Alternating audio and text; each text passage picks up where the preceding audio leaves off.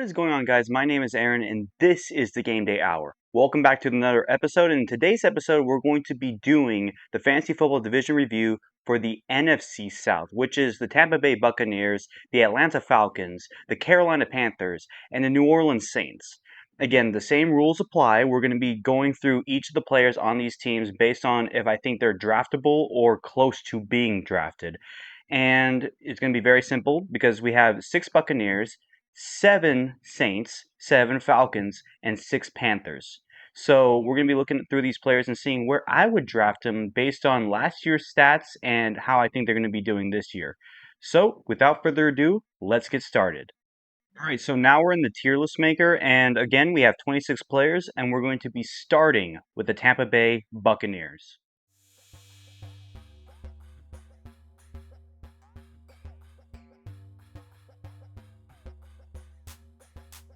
Before we get into what the players did throughout the year, last season with the players we're going to be talking about, 1,061 total points for fantasy football were achieved by the Buccaneers, which that would mean that 62.41 points were scored per week.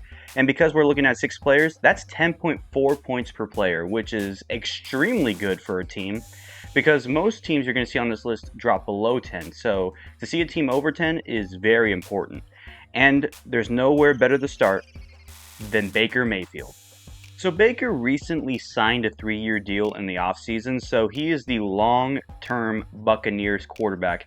And I'm very happy for him because he's been moving around the league since he's left Cleveland, went to Carolina and the Los Angeles Rams for a bit. Could not make any sense, especially with the Rams because they already have Matthew Stafford. So joining the Buccaneers, it seemed like his last chance, and he managed to take the Buccaneers to the second round of the playoffs, so it's impressive for him, and that was enough to secure a 3-year deal.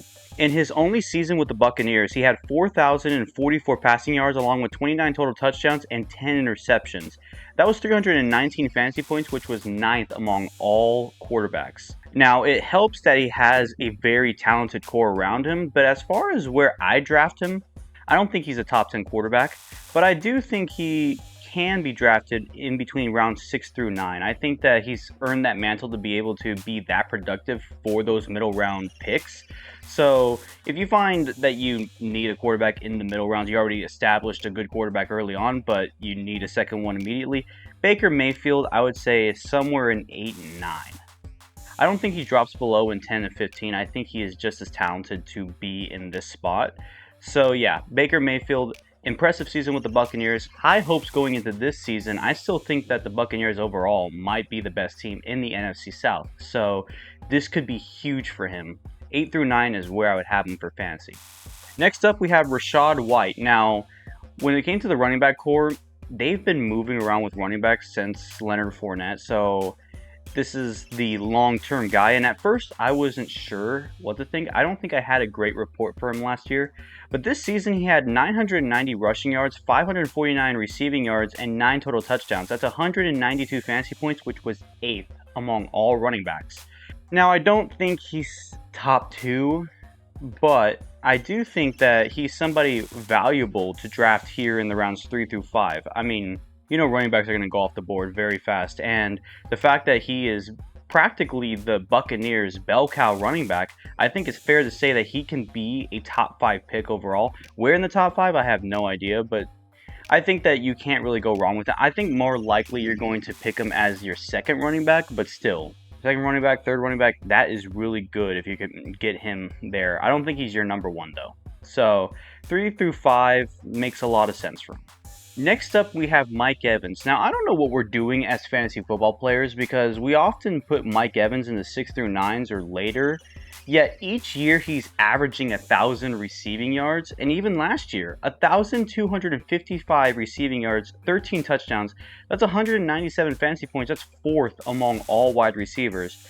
You secured Baker Mayfield and you secured Mike Evans in the offseason. I'm expecting a similar explosion kind of season, and Mike Evans for me is rounds 3 through 5 with Rachaad White. I mean, he is a very talented wide receiver who deserves to be that high. 1,000 yards a year, that's very reliable and very consistent, which is what fantasy players are really looking for, is a consistently above average player, and that is Mike Evans. So If you're going to pick Mike Evans, I imagine it's going to be in the early 5 rounds.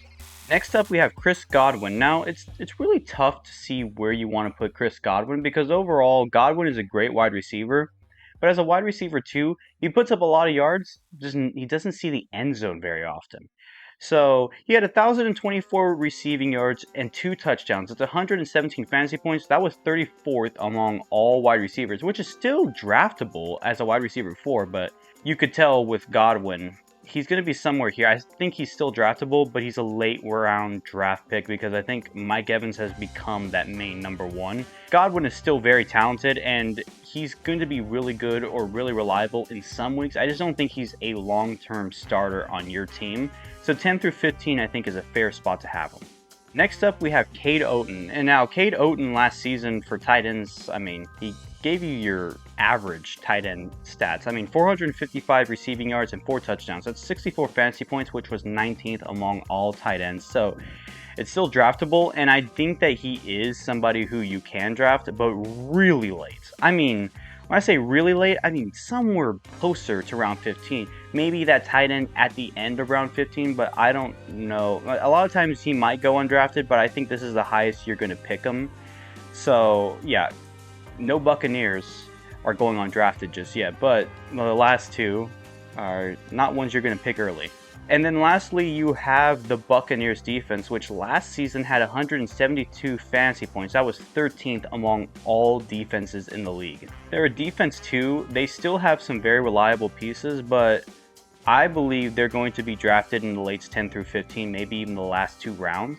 Not because I think their defense is bad and deserves to go that far, but that's because most people draft defenses and kickers as their last 2 in a 15-round draft. So if you're going to get a defense too, you're going to probably see the Buccaneers going in that range. So in review, nobody is going in the first 2 rounds, but nobody's going undrafted. So Rachaad White and Mike Evans are early 5-round picks, I guess. Baker Mayfield is in between rounds 6 through 9, and then Godwin, the defense, and Cade Otton are, I guess, players or picks that you're going to be making in 10 through 15. So yeah, that's the Tampa Bay Buccaneers, an extremely impressive team. Now let's move on to a kind of revamped Atlanta Falcons team.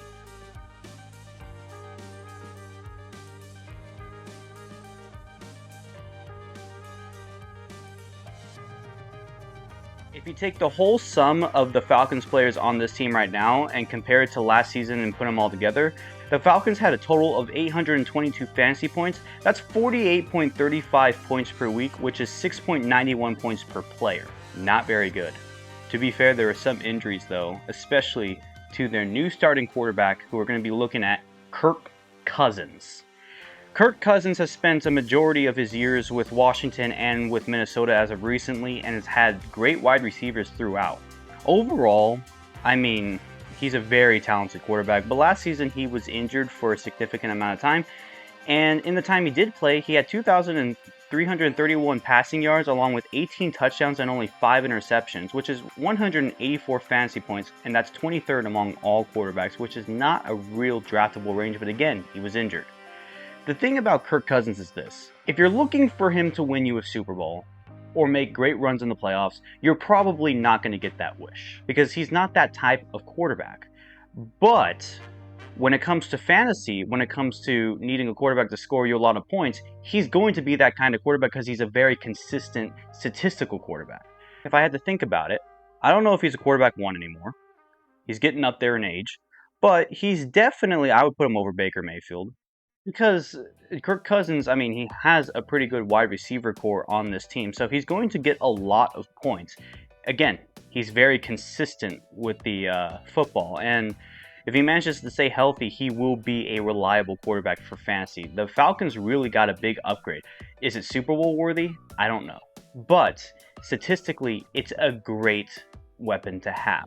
Then next up, we have Bijan Robinson. Now, Robinson was the most hyped rookie going into last season outside of the quarterbacks, and last year in his rookie season, he had 976 rushing yards, 487 receiving yards, and 8 total touchdowns. That's 179 fantasy points. That was 11th among all running backs. Running back 2, sometimes 1. But this year, they're projecting him to have an explosive sophomore year. And I don't blame them.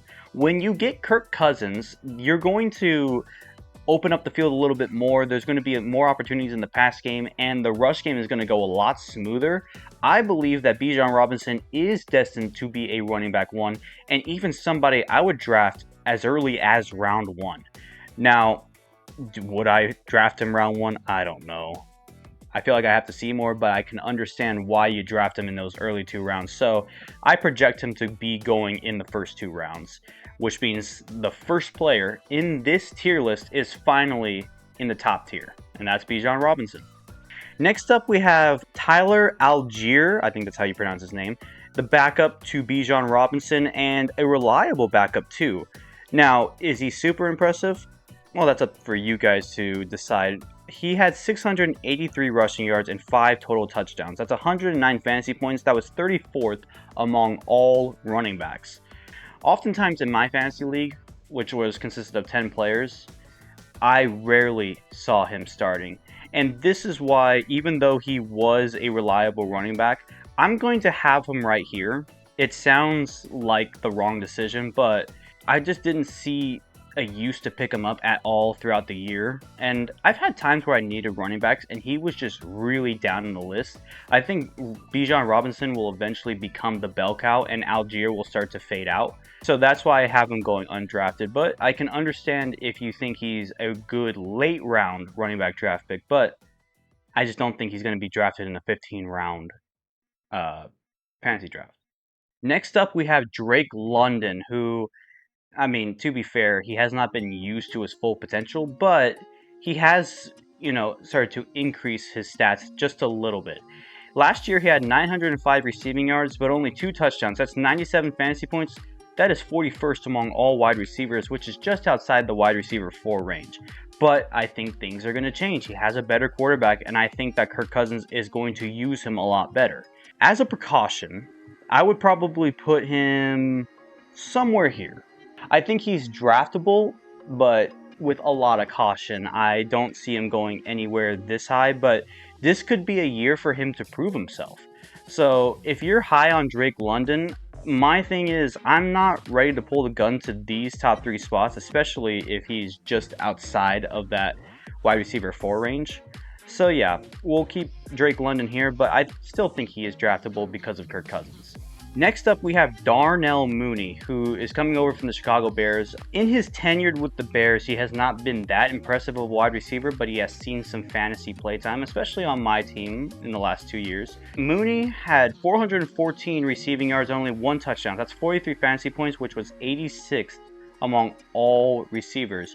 He was the 2nd receiver on that list behind DJ Moore when he was with the Bears.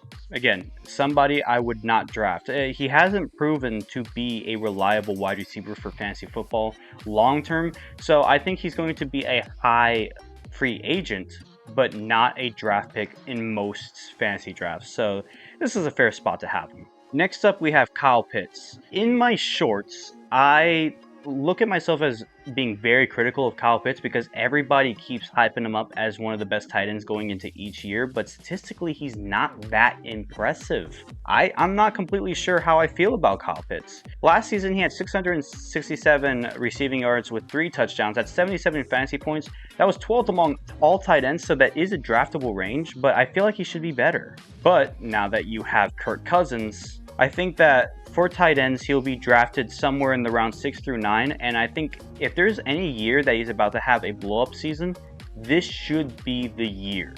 If he doesn't, I'm going to continue to be heavily critical of him being a top tight end in this league. Lastly, we have the Falcons defense. Now, the Falcons defense is notoriously known for being terrible in the last 5 seasons. Last year was the same deal. They had 133 fantasy points, which was 28th among all defenses. And I think they made some big moves, especially in the draft, but I'm not ready to pull the gun on them just yet. I think they're going to go undrafted, but maybe they'll be a high free agent after the first few weeks. It's going to be tough to tell, but I've seen 2020 and I was very, very nervous about the Falcons defense, and they've slightly gotten better, but not enough to sway me. So with all that said, of the 7 Falcons, Bijan Robinson is a 1st round or 2nd round pick. Kirk Cousins and Kyle Pitts are in the middle rounds, while Drake London sees rounds 10 through 15. But then Darnell Mooney, the Falcons defense, and Tyler Algier are players I would not draft, but keep an eye on them in the free agency. Now that we're halfway through, it's time to move on to one of the worst teams in the NFL last year by record, the Carolina Panthers.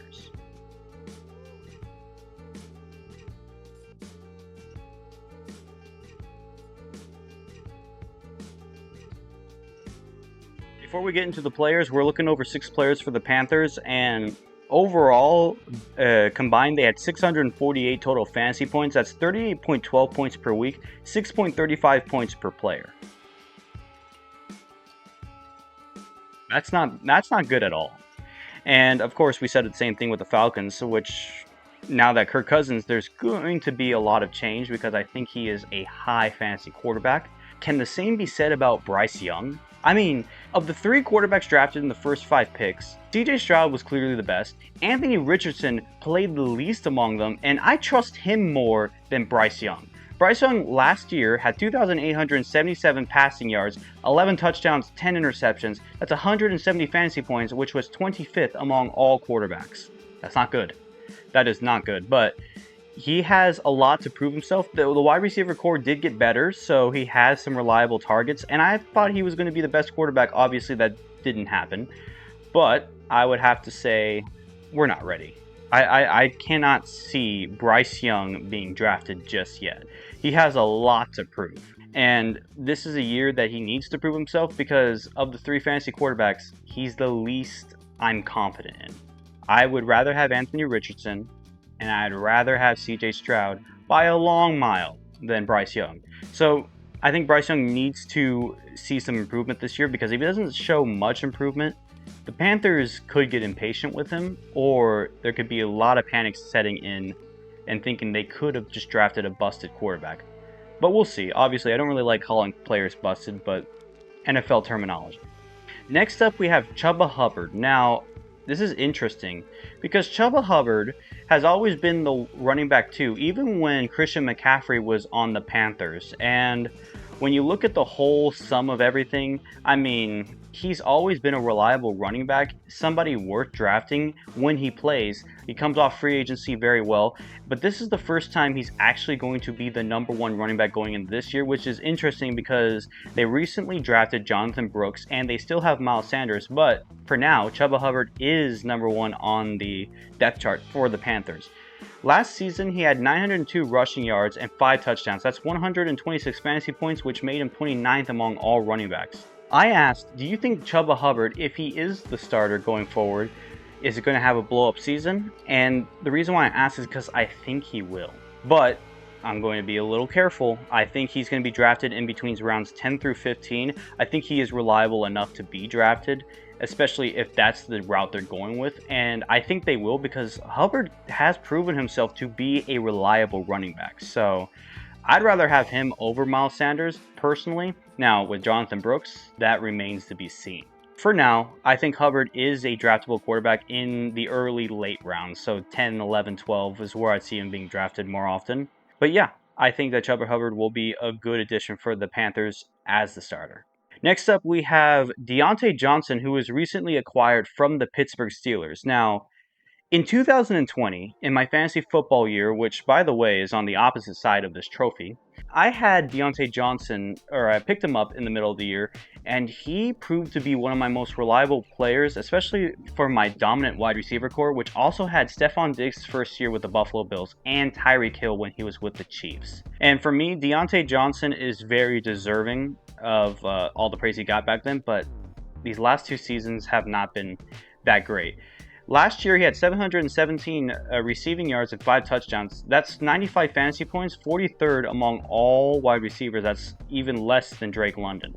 I think that Deontay Johnson, he's really, really late, because maybe Bryce Young will lean on him a lot more and he'll have an outstanding season, but that's a big if. I think he is somebody still worth drafting, but really, really late. Because when he gets going, he can get going. Obviously, George Pickens took over that job for Pittsburgh, so second wide receiver, they didn't really need that. And so he moved on to the Panthers, and they made him the #1, even though I still think it should be Adam Thielen, but I'm not going to complain too much. Speaking of Adam Thielen, last season he had 1,014 receiving yards and 4 touchdowns at 120 fantasy points, which was 32nd among all wide receivers. I do think, despite Bryce Young not being somebody I would draft these two in the late rounds. I just think that they're both high-octane wide receivers at their best, and because of Bryce Young, they sit back here, but if they had a better quarterback, they'd be up here for the most part. They are that talented of wide receivers. But still, draftable, just very late. Next up, we have Tommy Tremble. Now, my favorite college is Notre Dame. I didn't know he was a Notre Dame tight end, or I completely forgot. So it's really cool to see him on this list. But last season, he had 194 receiving yards and only 3 touchdowns. That's 32 fantasy points, which was 38th among all tight ends. Obviously, there's so many great tight ends in this league that he is somebody I would not draft, but I hope he succeeds. I really do. And then lastly, the Panthers defense. The Panthers defense had 105 fantasy points, which was 30th among all defenses. Now, they do have an impressive secondary led by J.C. Horn, and they just recently got Xavier Woods, but that's still not enough to sway me. I think they're still going to go undrafted, but they could have a chance to be very special this year and coming off free agency at a high mark. So looking back, the Panthers team is just atrocious based on fantasy football. Nobody in the first 9 rounds, but 10 through 15, I have faith in Chuba Hubbard, Adam Thielen, and Deontay Johnson. Meanwhile, Bryce Young, Tommy Tremble, and the defense I am not ready to pull the trigger on. Panthers, you got a ways to go, and I hope for the best, but we'll see. And now lastly, the New Orleans Saints.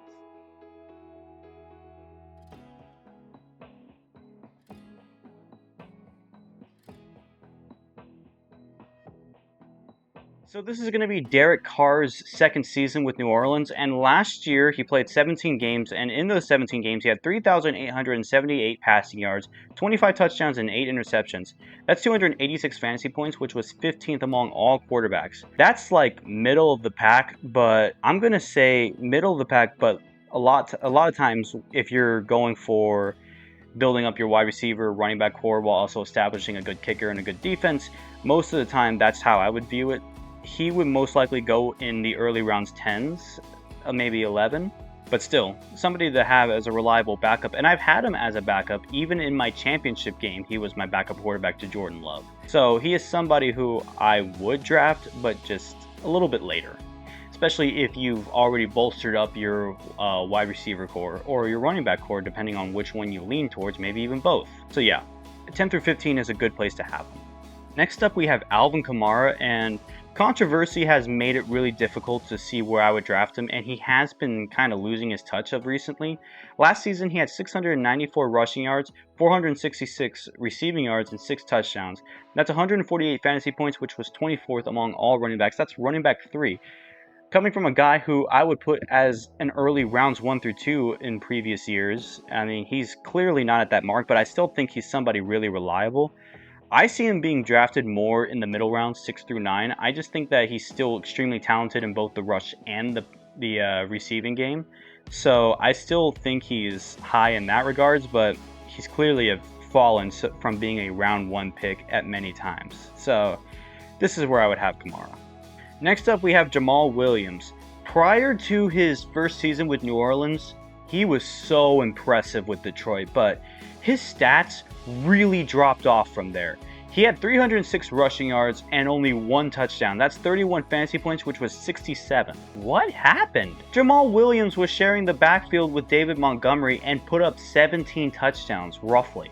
And now he's only had 1 touchdown, and it literally came for the last offensive play of the Saints season, which was not even supposed to be a touchdown, but Jameis Winston changed the play when he probably shouldn't have.